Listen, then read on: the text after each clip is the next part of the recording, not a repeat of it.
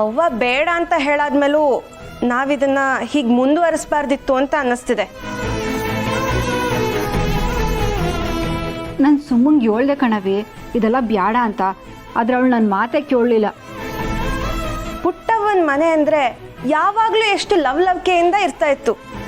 ಇವಾಗ ನೋಡಿ ಹೇಗೆ ಬಿಕೋ ಅಂತಿದೆ. ನಮ್ಮನೆ ಚಿಂಕುಳ್ಳಿ ಒಬ್ಳು ಮಾತಾಡಲಿಲ್ಲ ಅಂದ್ರೆ ಮನೆಯೆಲ್ಲ ಖಾಲಿ ಖಾಲಿ ಅನ್ಸೈತೆ ಕಣವಿ. ಸುಮಾ, ನೀನೇ ಮುಖ ಉದಿಸ್ಕೊಂಡು ಕೂತ್ಕೊಂಡ್ರೆ ಹೆಂಗವೇ? ಹೇಳು ಯಾಕೆ? ಎದೋಳು, ನೀನ್ ಕೋಪ ಮಾಡ್ಕೊಂಡ್ರೆ ಇಡೀ ಮನೆನೇ ಬಿಕೋ ಅನ್ಸುತ್ತೆ. ಅಕ್ಕ, ನಾನೇನು ಕೋಪ ಮಾಡ್ಕೊಂಡಿಲ್ಲ. ಮಿಸ್ಟರ್ ಗೋಪಾಲ್ನ ನೋಡಿದ್ರೆ ಪಾಪ ಅನ್ಸುತ್ತೆ, ಬೇಜಾರಾಗುತ್ತೆ.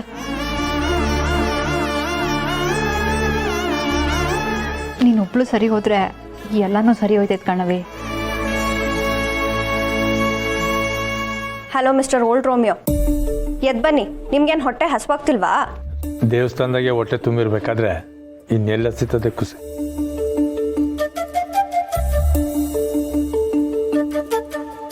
ಆಯ್ತಾಯ್ತು, ಅಪ್ಪ ಮಕ್ಕಳ ನಾಟಕ ಸಾಕು, ಕ್ಯಾಮೆ ನೋಡೋಗಿ. ಆದರೂ ನೀನು ಒಪ್ಕೋಬೇಕಾಯ್ತು ಪುಟ್ಟಮ್ಮಿ. ಇವತ್ತು ದೇವಸ್ಥಾನದಾಗೆ ನಿಂಗೆ ತಾಳಿ ಕಟ್ಟಿದಿದ್ರೆ ನನ್ನ ಜೀವನ ಸಾರ್ಥಕ ಆಗಿರೋದು.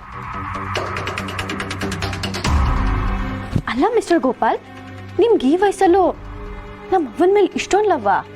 ಅದೇನೋ ಗೊತ್ತಿಲ್ಲ, ಇವತ್ತು ತಾಳಿ ಕಟ್ಟಿದಿದ್ರೆ ಮನಸ್ಸಿಗೆ ಒಂಥರ ಸಂತೋಷ ಆಗಿರೋದು. ನನ್ನ ಪಿರಾಣ ಇವತ್ತೇ ಹೋಗಿದ್ರು ನಾನು ಚಿಂತೆ ಮಾಡ್ತಿರ್ಲಿಲ್ಲ. ಹೋಗ್ಲಿ ಬಿಡು ಅಪ್ಪಯ್ಯ, ಅವನ ಭಾವನೆಗೂ ನಾವು ಬೆಲೆ ಕೊಡ್ಬೇಕಲ್ವೇ? ದಿಟ್ಟಾಕೋಸೆ, ಪುಟ್ಟಮ್ಮಿನ ಬಲವಂತ ಮಾಡೋ ಯಾವ ಅಧಿಕಾರನೂ ನನ್ನ ತಾವಿಲ್ಲ, ಅದಕ್ಕೆ ಸುಮ್ಕಾಗ್ಬಿಟ್ಟೆ.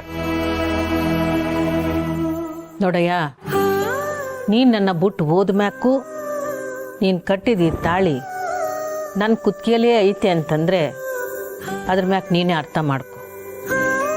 ನಾನು ಈ ತಾಳಿಗೆ ಯೋಟ್ ಗೌರವ ಮರುವಾದೆ ಕೊಟ್ಟಿವ್ನಿ ಅಂತ. ಹಂಗಲ್ಲ ಪುಟ್ಟಮ್ಮಿ. ನೋಡಯ್ಯ, ನೀನು ಕಟ್ಟಿದ ತಾಳಿ ಅವತ್ತು ಇತ್ತು, ಇವತ್ತು ಅದೇ, ಮುಂದಕ್ಕೂ ಇರ್ತದೆ.